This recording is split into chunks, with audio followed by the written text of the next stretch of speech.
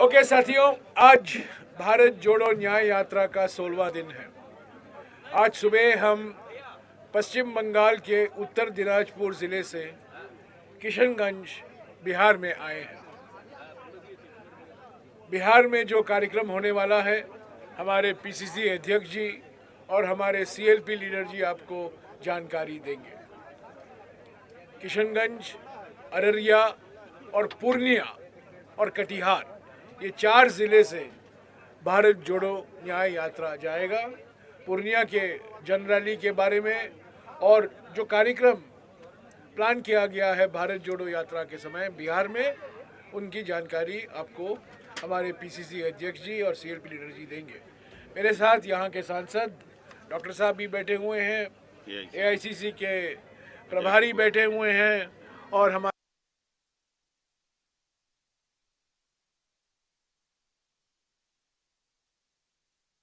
रात को पूरा कार्यक्रम करके बिहार में हम वापस पश्चिम बंगाल में प्रवेश करेंगे।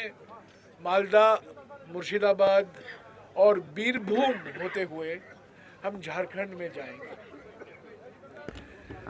झारखंड में हो सकता है 5 तारीख को या 6 तारीख को, अभी तक फाइनल नहीं हो पाया है, पर हो सकता है 5 या 6 को एक पब्लिक रैली होगी रांची में, जिसको कांग्रेस अध्यक्ष मल्लिकार्जुन खड़गे जी और राहुल जी दोनों संबोधित करेंगे। पर इसकी पूरी जानकारी मैं आपको 1-2 दिन में दे दूंगा, पर हो सकता है 5 और 6 को ये रैली रांची में ज़रूर होगी। मैं 1-2 बात भारत जोड़ो न्याय यात्रा के बारे में कहना चाहता हूँ। राहुल जी ने बार बार कहा है कि भारत जोड़ो न्याय यात्रा हमारे संविधान के प्रस्तावना से प्रेरणा लेता है। हमारे संविधान के प्रस्तावना का पहला लाइन है सामाजिक, आर्थिक,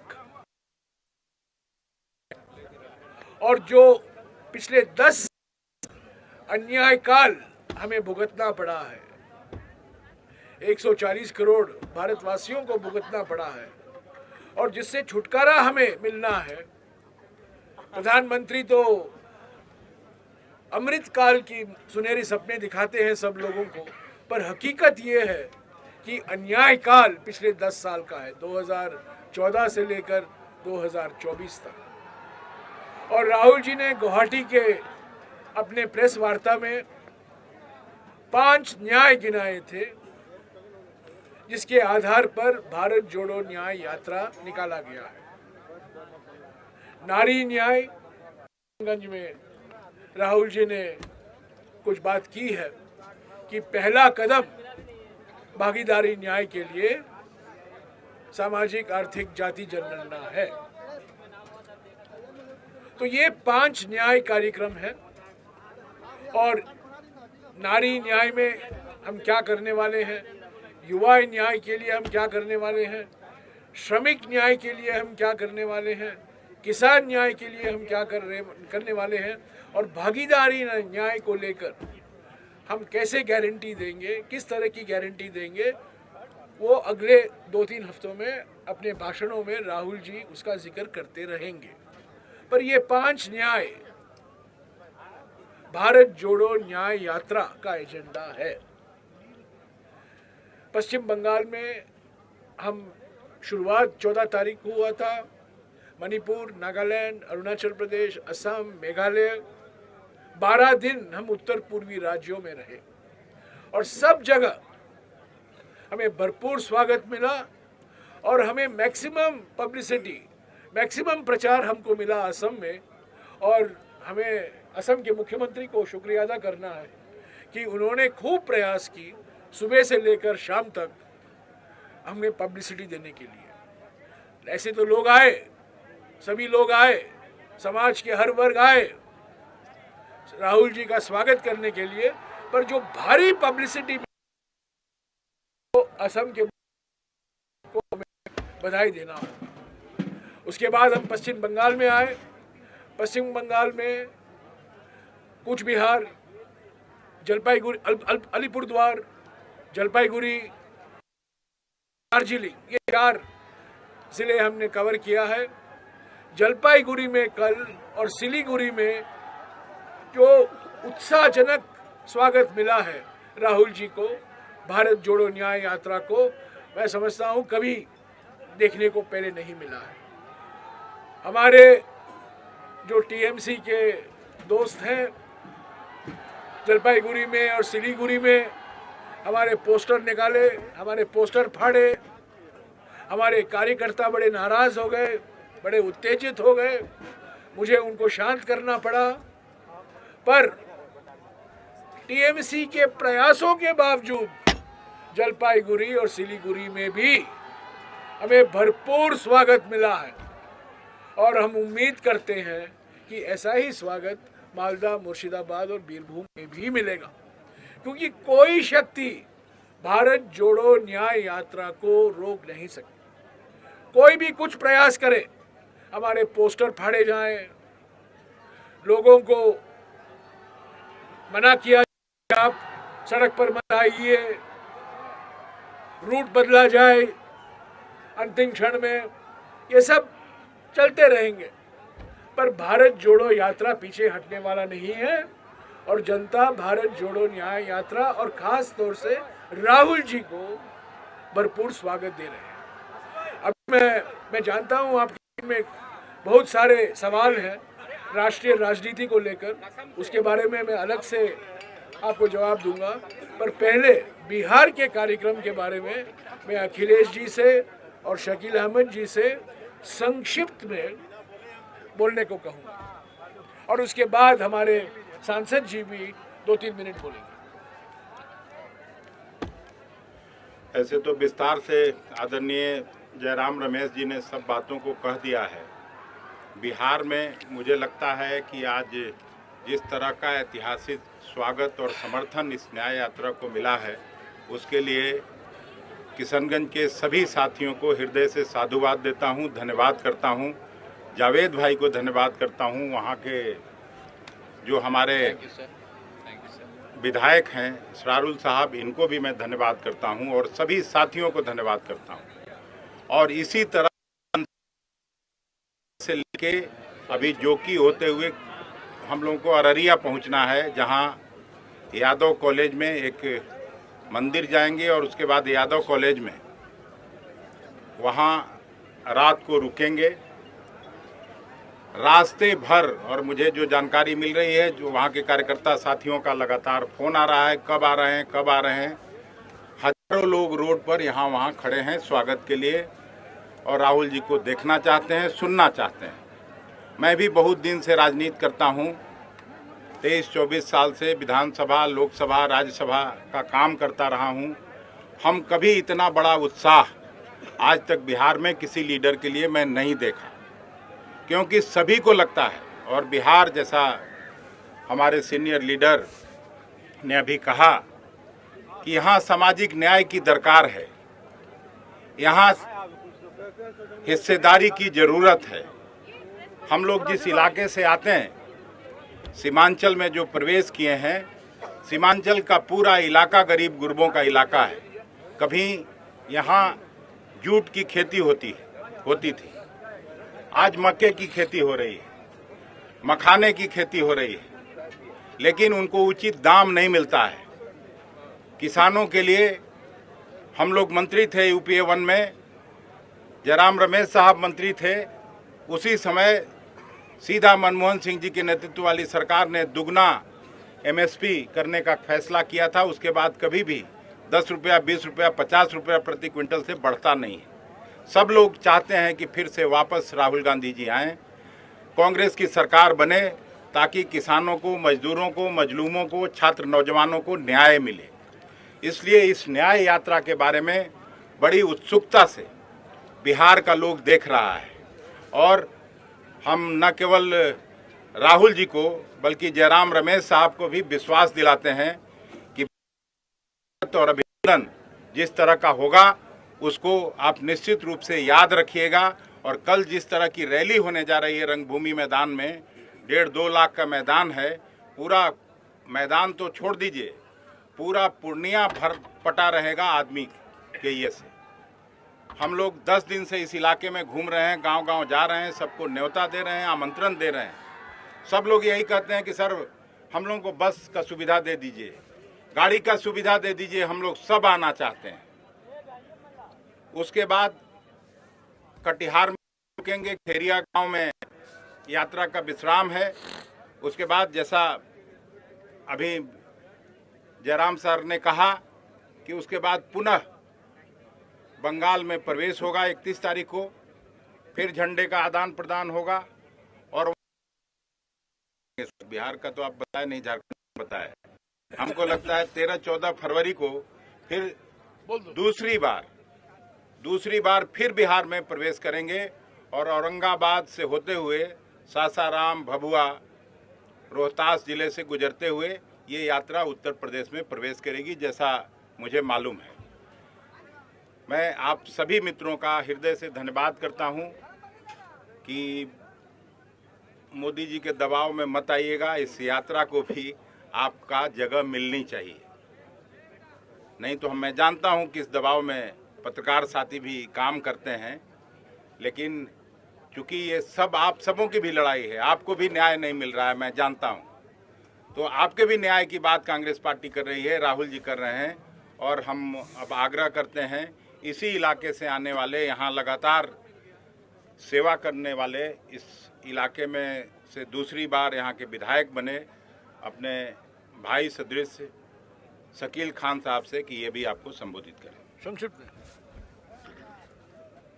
ये बहुत ही खुश आइंद इस्तकबाल हमारे, और इस पूरे यात्रा की परिकल्पना जिस तरह से जयराम रमेश भाई जी ने की, हमारे सीनियर लीडर हैं, और तमाम कांग्रेस पार्टी के शीर्ष नेतृत्व ने, और ख़ास तौर पर वो पुरअज़्म इंसान जिसका नाम राहुल गांधी है, जिन्होंने अपनी कोशिशों और काविशों और हिम्मत के साथ जो यात्रा निकाली, हर तरह के हमले को बर्दाश्त किया, न धूप की तपिश देखी, न बादल का गर्जन देखा, न बर्फ, अपने अज़्म इरादे के साथ बढ़ते रहे। हिंदुस्तान इसी तरह से जुड़ता चला गया, और मुझे पूरी उम्मीद है कि इस यात्रा के माध्यम से बिहार में जो थोड़ा बहुत उथल पुथल आपको नजर आ रहा है, जब ये यात्रा अपने कंप्लीशन को पहुंचेगी और दोबारा बिहार जब आएगी तो मंजर कुछ और बदला हुआ आपको नजर आएगा। यह बात मैं इशारे में तो जरूर कह रहा हूं, लेकिन आपको चीजें तब्दील नजर आएंगी। आप सब लोग यहाँ आए, किशनगंज, कटिहार, पूर्णिया, अररिया का हो सकता है, लेकिन लगा है, और मैं जावेद के लिए बहुत ही जोश तरीके से बहुत शुक्रिया शकील। अभी जावेद साहब, बहुत बहुत शुक्रिया। सबसे पहले तो मैं आदरणीय राहुल जी हमारे नेता का शुक्रिया अदा करना चाहता हूँ। इनका वाला हिंदी में ट्रांसलेट कभी कर दीजिए। हाँ, हिंदी वाला। बिहार में सबसे पहले हम लोग को मौका मिला, हमारे बगल में इदार साहब हैं, हमारे अध्यक्ष हैं, और आरजेडी के हमारे एमएलए हैं। हम सब ने मिलके हर गांव में जानकारी दी, और हमने देखा कि लाखों की तादाद में उनको वेलकम करने के लिए सड़कों पे लोग आए। हालांकि उसमें से कुछ लोगों को स्टेडियम भी जाना था, लेकिन सब लोग बिल्कुल अपना सामने देखना चाहते थे, तो ज़्यादातर लोग सड़क पे रहे। लेकिन ये यात्रा किस लिए है? ये बेसिकली हमारी गुर्बत है, हमारी परेशानियों को जो आदरणीय मोदी जी नहीं सुन रहे हैं। एएमयू के मसले में लगातार हम लोग सवाल उठा रहे हैं, उसके बारे में कोई जवाब नहीं आता। कटाई बरसात में हमारे सैकड़ों हजारों एकड़ कट जाते हैं, गाँव कट जाते हैं, उसके बारे में कुछ नहीं कर रहे हैं। तो एक ही उम्मीद जो राहुल गांधी जी है, और ये हमारी बात नहीं है, ये लोगों के दिल में ये बात है, और इसका नतीजा हम लोग 2 महीने के बाद देख लेंगे। तो मैं जो भी मेरे मेहमान आए हैं, हमारे अध्यक्ष जी और सीएलपी साहब, हमारे सीनियर नेता जयराम जी, और जितने भी आप लोग हैं, आपको स्वागत करते हैं, और कुछ अगर कमी बेसी हो तो उसकी माजरत चाहते हैं। बहुत बहुत शुक्रिया। थैंक यू, शुक्रिया जावेद भाई। 1 मिनट, ये कल के पूर्णिया की रैली में बताएंगे। रंगभूमि की रैली 1:30 बजे चाहते हैं कि राहुल जी, जयराम सर, सब लोग और आदरणीय खड़गे साहब भी आ रहे हैं वहाँ से, दीपांकर भट्टाचार्य जी आ रहे हैं माले के जो सीपीआई एमएल के, और सीपीआई सीपीएम आरजेडी सभी महागठबंधन के सभी साथियों को हम लोगों ने आमंत्रित किया है और सभी लोग उस रैली में शिरकत करेंगे, अपनी अपनी बात कहेंगे। आप सबों से भी गुजारिश है कि उस समय आके हम लोग गए ठीक लंच के बाद। एक मिनट, आपके सवाल के पहले इजाज भाई, दो यहाँ के विधायक। सबसे पहले मैं शुक्रिया अदा करता हूँ हमारे आदरणीय राहुल गांधी जी इस जगह कदम रखे। हम लोगों को ये खुशनसीबी है कि किशनगंज ऐसी जगह है जो कांग्रेस को हमेशा प्यार किया है। इसी का नतीजा ये हुआ बिहार में सबसे पहले हम लोग हमारे यहाँ कदम रखा गया। और मैं जनता की ओर से पूरे कांग्रेस परिवार को दिल की गहराई से शुक्रिया अदा करता हूँ। और मुझे उम्मीद है जन सैलाब आपने देखा है, इसकी शुरुआत हुई है, इसको हम लोग 2024 तक मुकम्मल करने की कोशिश करेंगे। शुक्रिया एजाज भाई। हाँ जी, आपके सवाल। एक सवाल, एक पत्रकार एक सवाल। पहले राउंड में एक पत्रकार एक सवाल। आप जैनेंद्र के माफिक मत होइए। हाँ, बोलिए। एक प्रश्न है जो आपने कहा कि पश्चिम बंगाल के बारे में, मालदा आप लोग जा रहे हैं 31 तारीख को, जहां पे राहुल जी का खाना खाने के बारे में सोचा गया है। राज्य सरकार का एक गेस्ट हाउस है, वहां पे डिस्ट्रिक्ट जिला, ऐसा ये जो आप जिस खातिरदारी की बात कर रहे थे, जो जलपाईगुड़ी से आप देख के आ रहे हैं, उन पे थोड़ा बोलना है कि अभी परसों है और 2 दिन बाकी है। 2 दिन में बहुत कुछ बदल सकता है। जो हमारा कार्यक्रम है उसी के मुताबिक हम चलेंगे और हमें पूरा विश्वास है हमें सहयोग मिलेगा प्रशासन से।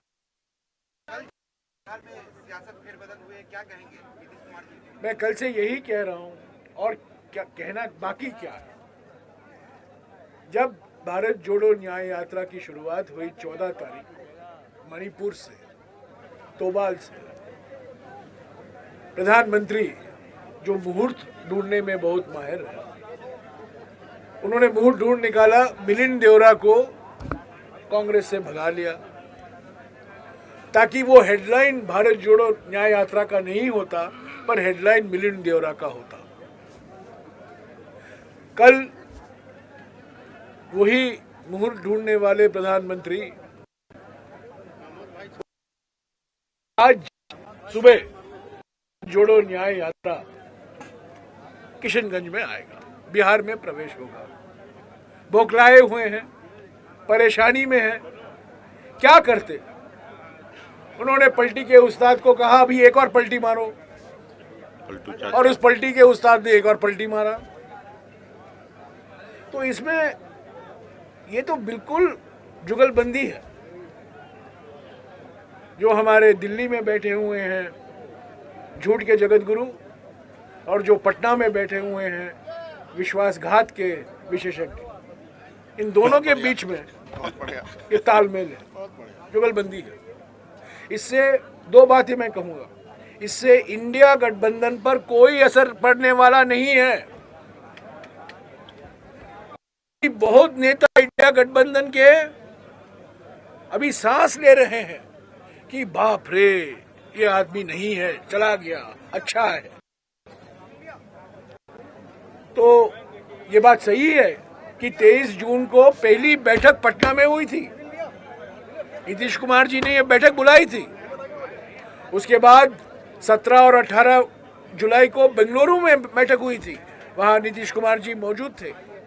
उसके बाद 31 अगस्त और 1 सितंबर को मुंबई में बैठक हुआ, वहाँ भी नीतीश कुमार जी मौजूद थे। पर पिछले 2-3 महीने में क्या हुआ हमें तो कुछ संकेत नहीं था, पर उनका व्यवहार जो था इन बैठकों में, ये हमें विश्वास दिलाने वाला व्यवहार नहीं था। तो जो हुआ है कल, भारत जोड़ो न्याय यात्रा पर इसका कोई असर पड़ने वाला नहीं है, इंडिया गठबंधन पर कोई असर होने वाला नहीं है। हालांकि एक जमाने में जिनकी छवि हुआ करती थी वो सुशासन के प्रतीक है। आज लोग कह रहे हैं आया कुमार गया कुमार पलटी के प्रतीक बन गए, तो इनको अभी सीरियसली गंभीरता से कोई नहीं लेगा। आज राहुल जी ने एक बात कही जिसका मैं जिक्र करना चाहता हूं। ये प्रधानमंत्री 2011 की जाति जनगणना, सामाजिक आर्थिक जनगणना जो मनमोहन सिंह जी सरकार के समय में किया गया था 2011 में, उसके नतीजे प्रकाशित नहीं किए गए हैं, जाति नतीजे। और सभी पार्टियों से, आरजेडी से, सीपीआईएमएल से, सीपीएम से, सीपीआई से, कांग्रेस पार्टी से, सभी लोगों ने मांग की प्रधानमंत्री से, संसद में, लोकसभा में, राज्यसभा में, जाति जनगणना कराइए, इसको अपडेट कराइए।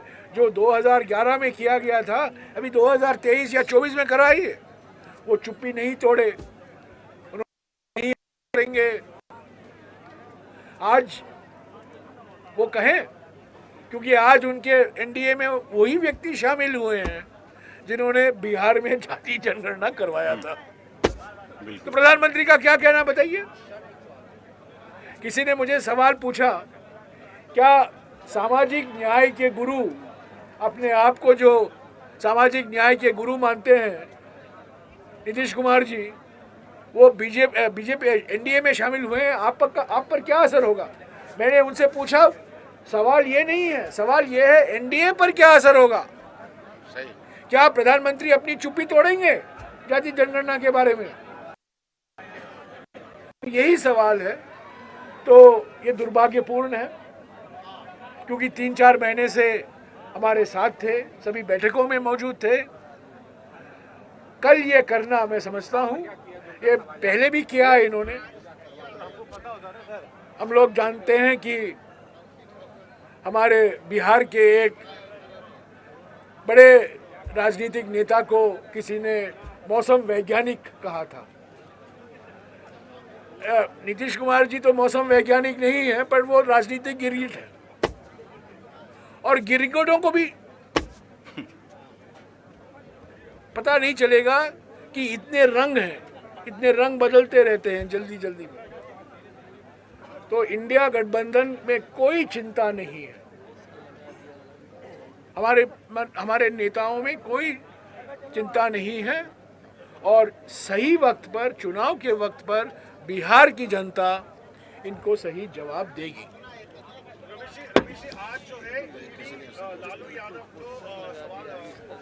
ये होना ही था, क्योंकि भारत जोड़ो न्याय यात्रा झारखंड में जाने वाला है अगले 3-4 दिन में, होने वाला ही ये था। हमने बार बार कहा है, संसद के अंदर, संसद के बाहर, मोदी सरकार के 2 भाई ईडी और सीबीआई, होना ही था। ये वास्तविक है, इसमें कोई बड़ी बात नहीं है। नरेंद्र मोदी जी प्रधानमंत्री प्रतिशोध की राजनीति करते हैं।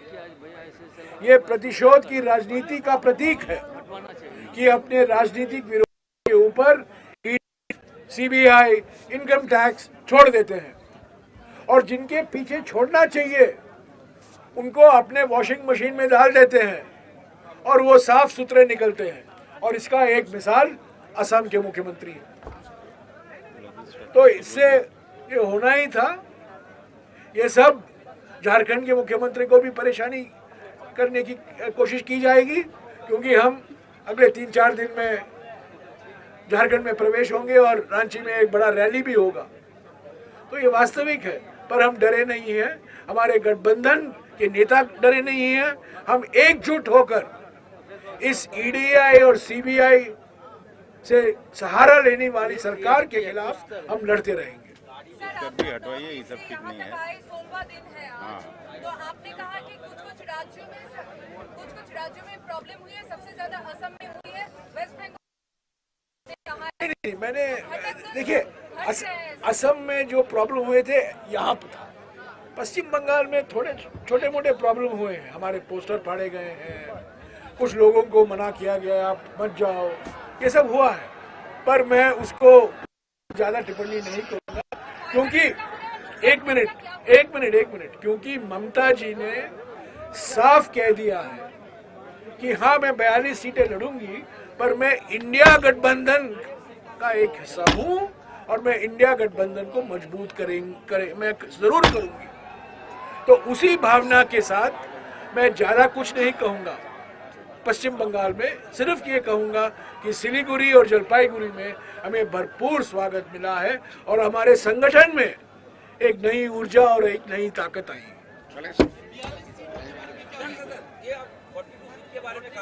नहीं, मैंने कहा, पश्चिम बंगाल के मुख्यमंत्री ने कहा, मेरे मुंह में ये शब्द मत डालिएगा, मैंने ये नहीं कहा। हमारी ओर से दरवाजे अभी भी खुले हैं, हमारे ओर से बातचीत भी अभी भी चल रही है।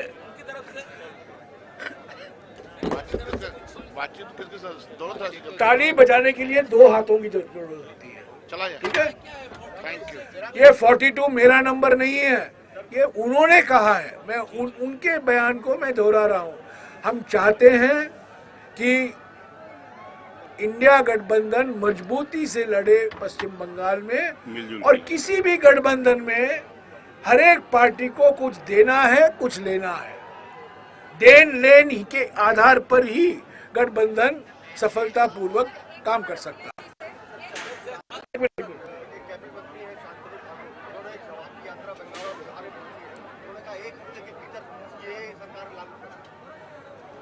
देखिए, 4 साल हो गए, कानून बना, पारित हुआ लोकसभा में, राज्यसभा में। 9 बार सरकार ने एक्सटेंशन मांगी, क्योंकि उस अधिनियम के लिए जो रूल्स बनने हैं वो बने नहीं थे। अधिनियम तो पारित हो गया है, अधिनियम तो है, सीएए तो हकीकत है। तो ये फिर से मैं कहूंगा, ये सिर्फ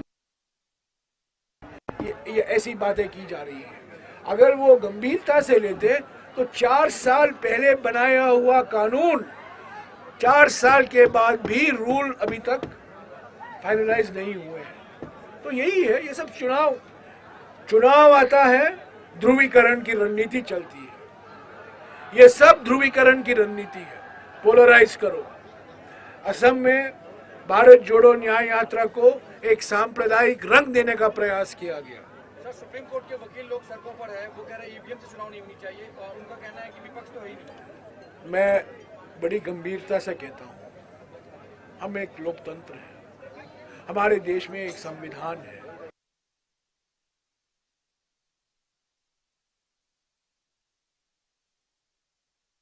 स्वतंत्र संस्था के रूप में संवैधानिक दर्जा दिया गया है।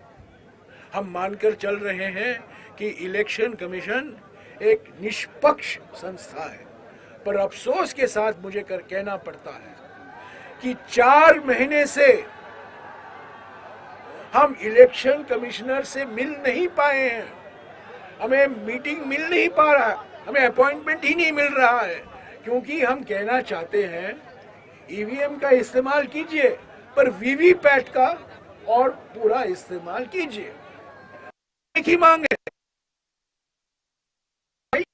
और बात मात्रा, पर अफसोस की बात है 4 महीने हो गए, मैंने 4 खत लिखे हैं, हमें आज तक बैठक के लिए नहीं बुलाया गया है। और ये एक संवैधानिक संस्था, निष्पक्ष संस्था है, तो क्यों नहीं, हमें क्या डरे हुए हैं चुनाव आयोग, क्यों हमें मुलाकात के लिए नहीं बुलाते हैं? ये बताइए मुझे, अभी खड़ा निकलना है यार। लालू जी को रोकने की पूरी कोशिश बुलाया है, कल उनके तेजस्वी प्रसाद यादव को बुलाया है। सुबह मेरी बात हुई थी कि थोड़ा भी अगर ये लोग समय हमको हो पाया तो मैं रैली में आना चाहता हूँ, पर आरजेडी तो है। लेकिन उन्होंने कहा है कि अगर किसी कारण से मैं उपस्थित नहीं हो सका तो मैं अपने रिप्रेजेंटेटिव भेजूंगा। आरजेडी तो है। सवाल, नीतीश जी के छोड़े जाने पे खड़गे जी ने जो एक सैंडल पे कहा था कि पहले से पता था, तो प्रदेश से कोई रिपोर्ट गई थी? तो अभी जयराम सर ने भी तो वही बात कही कि पिछले 1.5-2 महीने में जो उनका आचरण व्यवहार मीटिंग्स में हुआ करता था तो वो तो परिलक्षित हो। कांग्रेस ने हाईकमान ने उस पर एक्शन क्या लिया था आपने प्रदेश से? हम लोग क्यों कहने जाएं? न उनको बुलाने गए थे, न हम लोग जाने से रोक रहे थे।